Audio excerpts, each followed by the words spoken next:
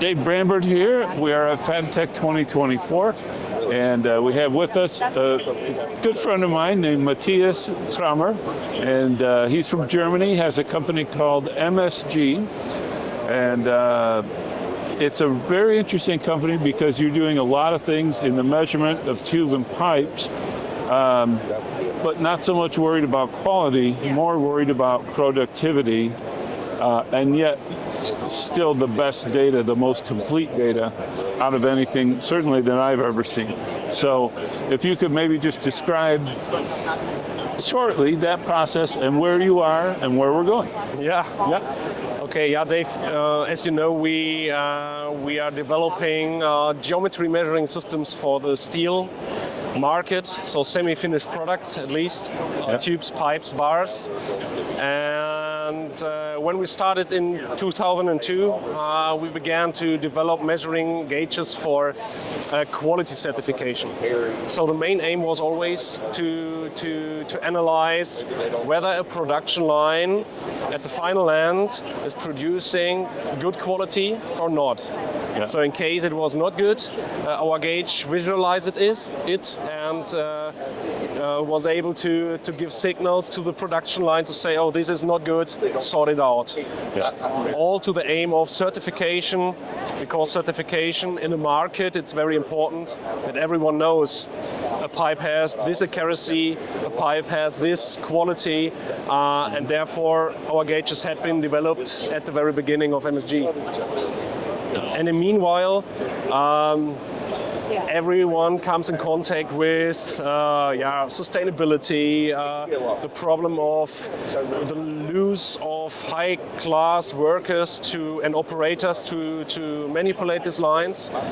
And our focus of MSG for the future is to, my words are always like to measure not for certification, not only for certification, we want to measure for optimization.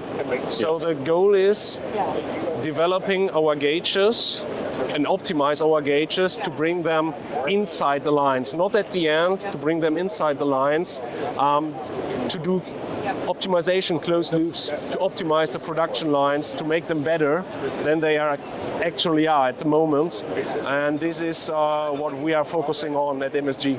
Okay, to kind of visually summarize that as you were saying it, it's more about if something's going wrong, you can catch it and change it, as opposed to, oh look, now we have 300 pipes that are flawed. That's it. Because it's too late. Right. At the end, it's too late. You are producing scrap, and therefore we need this data out of our gauges. Yeah, and it takes just as long to make a bad pipe as it does a good pipe, right? Yeah, right. Setting up a line, it's not easy. Yeah. As an example, a ERW welding line, to adjust it, all the specialists know that it's not easy. You need a lot of expertise, and this is where we want to focus on, to deal with exactly with this issue. What can we do with our measuring techniques to make the lines more autonomous than they are at the moment? Yeah. You're using some pretty exciting technology too to get the job done. Tell us a little bit about how you're using laser in multiple places on the side of a large pipe, for example. You're absolutely right. Our focus and the main product range is for geometry measuring. So this is at least the typical triangulation technique. But what we do at MSG, in comparison maybe to others, is that our measuring heads are moving. They have a specific aim to, for example, measure straightness or identify straightness and twist, to identify the eccentricity. And for all these things, this is not a static application. Our measuring heads are always moving, in combination with robots, in combination with guide lines, in combination with a rotating unit. And this makes it very, very complex. And we like this complexity. is exactly what we're dealing with. Our experts are highly qualified for this purpose, and so at least triangulation techniques in mechatronical surroundings, I would say. Well, it's interesting because some of those, I believe you had 4 lasers at the same time. So you have 4 quadrants of the pipe that you were measuring, but then you have to stitch that together at some point, and from that we leap to another topic of digital twin. Yeah. So can you take us through what I just said, the quadrants, and then into the...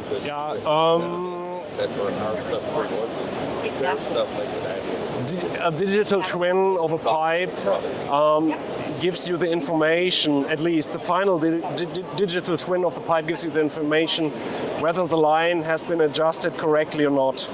So if the final squared pipe, 30 feet long,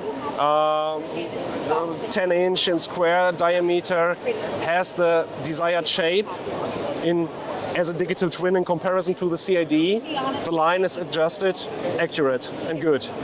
Yeah. So what we do in terms of weightless contouring, this is our brand we have for this technology, is we take focus of the real objective digital twin of a pipe or a bar to be sure that when we want to close loops, we are closing the loops based on the reality, on the real pipe we want to sell or our customers want to sell, and not on straightness values we are taking in the line locally.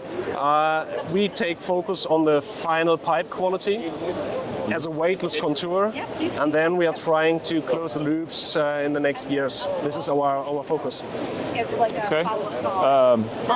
We'll get a look at this next tool in a second video, but tell us a little bit about the portable unit where you can just put it on the inside of a pipe or two. At least it's a portable unit because we are trying to present it here on the exhibition in Orlando, but this tool is for digitizing the internal shape of a pipe, because lots of standards for quality certification desire not only the outer surface with this 4-quadrant scanning 2D profiling, they are also desiring the internal shape of a pipe.